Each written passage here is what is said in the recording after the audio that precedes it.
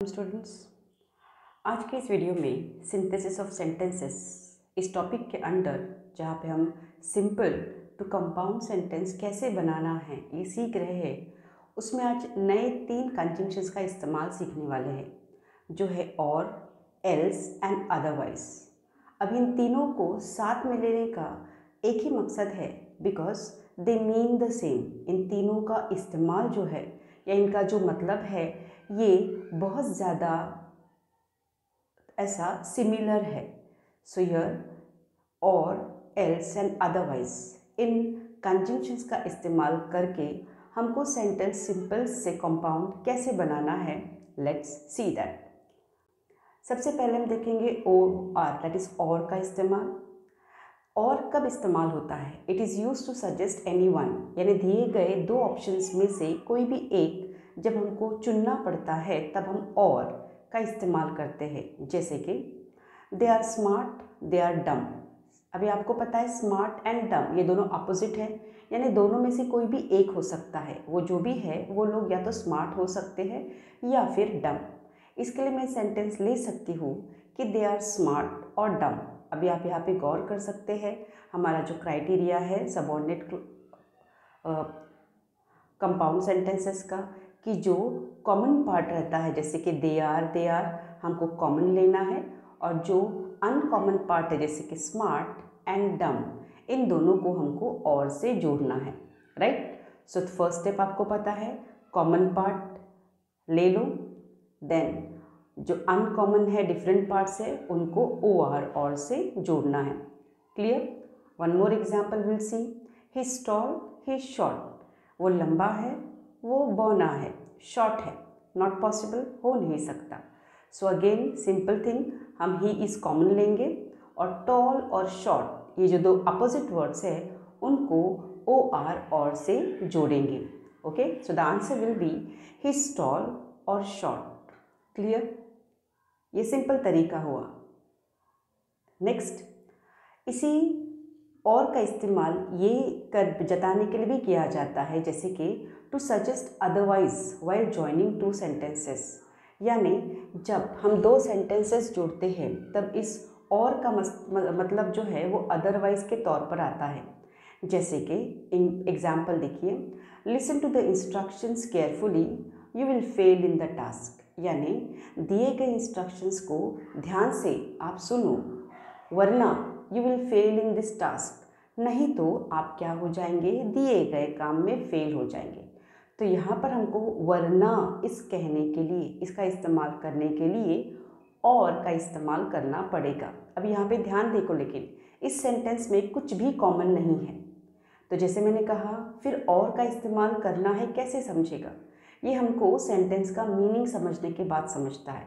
यानी अगर listen to the instructions carefully, ध्यान से इंस्ट्रक्शंस सुनो, नहीं तो क्या हो सकता है, तुम दिए गए काम में फेल हो सकते हैं। यानी वरना, नहीं तो, इसके लिए हम और डालेंगे। तो यहाँ पर सिंपली हमको दोनों सेंटेंसेस को और से जोड़ना है। Listen to the instructions carefully और you will fail in the task. Instructions ध्यान से सुनो, वरना तुम फेल हो जाओगे दिए गए काम में, राइट। अभी और एक इम्पॉर्टेंट बात आपको ध्यान रखनी है, व्हाट इज़ दैट, कि when 2 separate sentences are joined with और, जब 2 अलग अलग सिंपल सेंटेंसेस हम और से जोड़ते हैं तो first sentence is in simple present tense. तो दिया गया जो पहला जुमला है सेंटेंस वो सिंपल सेंटेंस में रहता है, तो फिर सेकंड सेंटेंस सिंपल फ्यूचर में आएगा। जैसे हमने अभी ये सेंटेंस देखा, वो you can see here, listen to the instructions, ध्यान से सुनो, राइट। सुनने की एक्शन प्रेजेंट टेंस में होगी, और जबकि उसका असर क्या होगा, उसका effect future, you will fail, fail हो जाओगे। Getting it, right. एग्जाम्पल के तौर पे और देखते को, don't cheat others, you might have the same destiny. दूसरे के साथ चीटिंग नहीं करो, नहीं तो शायद तुम्हारी भी वही क्या हो सकती है, किस्मत हो सकती है। सो मैं ये 2 सेंटेंसेस और से जोड़ सकती हूँ, क्योंकि यहाँ पे मतलब समझता है कि दूसरों के साथ चीटिंग मत करो वरना ये हो जाएगा। सो डोंट चीट अदर्स और you will have the same destiny. दूसरे के साथ चीटिंग मत करो वरना तुम्हारी भी शायद तकदीर में ऐसा ही कुछ लिखा होगा। Getting it? आई होप और का इस्तेमाल आपको समझा है। Now we will move towards else. Else का इस्तेमाल कैसा करते हैं?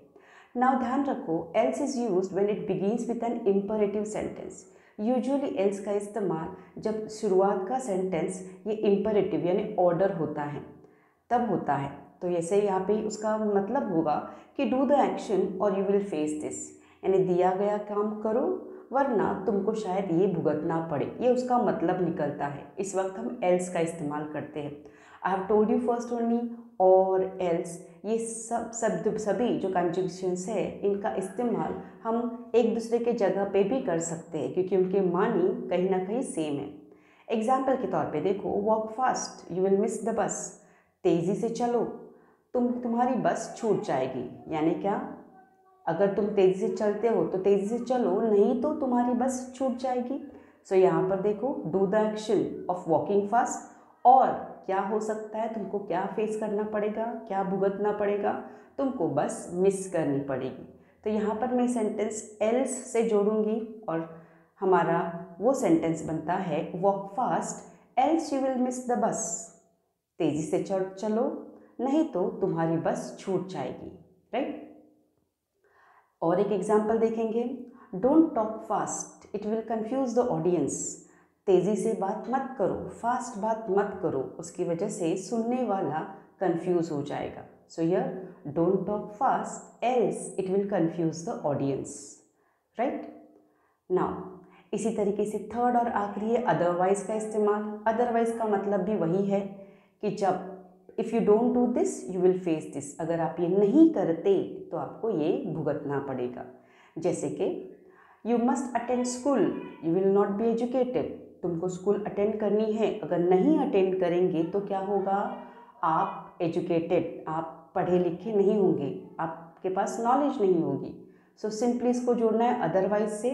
You must attend go to school, otherwise you will not be educated. You must attend school, you must go to school, otherwise you will not be educated.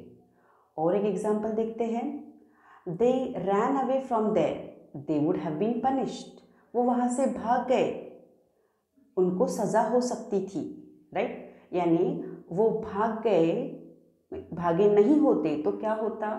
शायद उनको सज़ा हो सकती थी। So here they ran away from there otherwise they would have been punished. वो वहाँ से भाग गए वरना उनको ज़रूर सज़ा होती। ओके, आई होप आपको ये यूसेज समझ में आया है। As I told you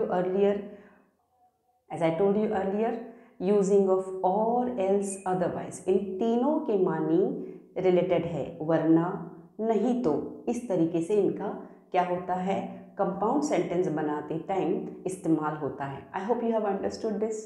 thank you very much. इंशाल्लाह नेक्स्ट वीडियो में ऐसे ही कुछ और थोड़े कंजंक्शंस बाकी है, उसके इस्तेमाल से सिंपल का कंपाउंड कैसा करना है ये हम जानेंगे। Thank you very much.